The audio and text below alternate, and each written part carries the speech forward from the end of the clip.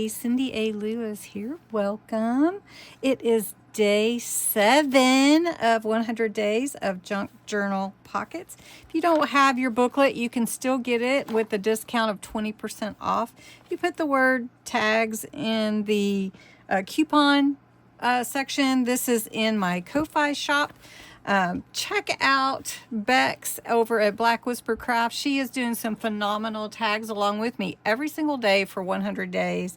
And I hope you'll join me. It's such a fun, relaxing thing to do. Also, I just wanted to mention and bring your attention to the table of contents in the booklet where you can get all the instructions for 100 tags. We're in the first section of classic and basic tags, and I can't wait till we get into shaped and creative cuts. So it'll be so fun. All right, we're on day 7, and day 7 is a layered base tag. It sounds complex, but it's really more simple than you think. And of course, you could layer as much as you want. But what we're gonna do is use 2 coordinating papers, glue, scissors, and embellishments. It's so simple. So first we cut our rectangular base from the sturdy cardstock. So again, I'm just going to go ahead and use my file folder, which is an amazing backing for any tag, but you could use any cardstock that you have. And the way that I got this shape was using my Crafter's Companion tag punch. It'll punch clearly 1.5, 2 inch, and 3 inch tags and give you this beautiful little scalloped edge at the top and a place for your ribbon.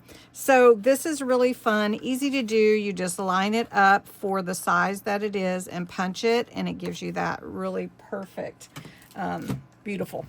So if you're interested in that, I think it's on the Crafter's Companion website.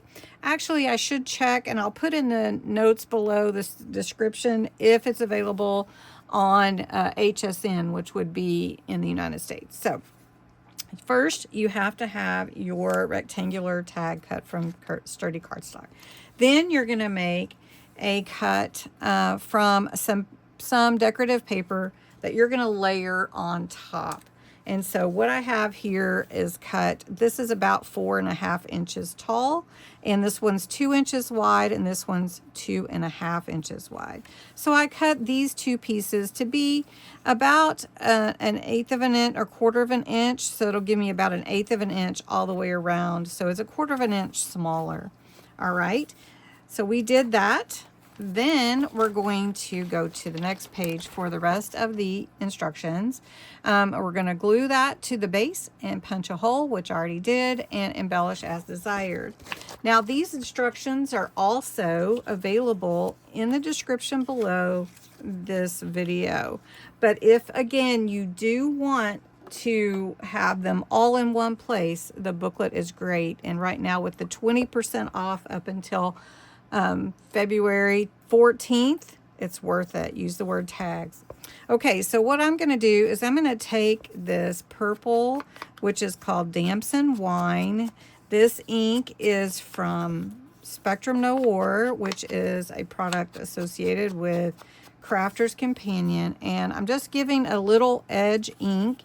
I call it vintageizing when it makes the paper look vintage, but when it's just a different color, to bring that in, I kind of talk about it being a dimensional thing. So I can do this without matte and layering, and it just looks really pretty. Next, I'm going to add the same ink to my manila folder, which is in the background here. So it has some dimension as well. The next step would be to glue these on to the back. So we're just layering these, really simple. But yet the layer adds so much to the look of your tag. And you've probably seen us do layering on other tags too. I know you have, but this is just what this one is called. And sometimes we just forget, sometimes the easiest thing can be a pretty thing too. All right, so just doing this, and I've been doing 2 tags, one to put in my idea book and one to put in my journal that we're going to be working on for this month. All right, these 2 are really pretty just the way that they are. I think so. But I've got a word here that is a stamp. It is imagine. I'm going to put that on this one.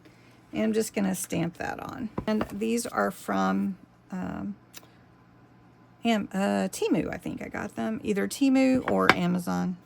And look at that, how it stamps so pretty. All right, now I'm going to stamp on the other one as well. Much more could be added to these, but we're just going to go ahead and put in some ribbon. This is chiffon ribbon. And I need to order some more of this real pretty lilac purple. It is so pretty and goes perfectly with the theme this month of all the purples and lavenders and creams that are in the Celebrating the Journey kit. So pretty. All right, so we've got those on. And then I didn't make them too long. You can make them however long you like. I've got a couple of bulb pens and I have some charms that I just got. I really like. This one says Dream, so we're going to put that one on here with Imagine. And I'm just going to slide it in this ribbon and put that on so it hangs. And just like that. Won't that be pretty? And then Believe, we'll put Believe. This is Moments, what I stamped on here. And I could, you know, like I could add flowers, I could add butterflies, I could add so much more. But actually, I think these are really great. And they'd be great for writing, like Moments. I could write on here Moment that I want to remember. And Imagine, I could do the same thing. I could actually dress her up and do a little sparkle. Maybe I will. I'll just do. All right, now you can see the shimmer from the sparkle pen. It's really pretty. And my pen was about out, so I had to grab another one. Anyway, I'm going to leave these just as they are, but you could definitely embellish way more. Anyway, thanks so much for watching today, and have a great day.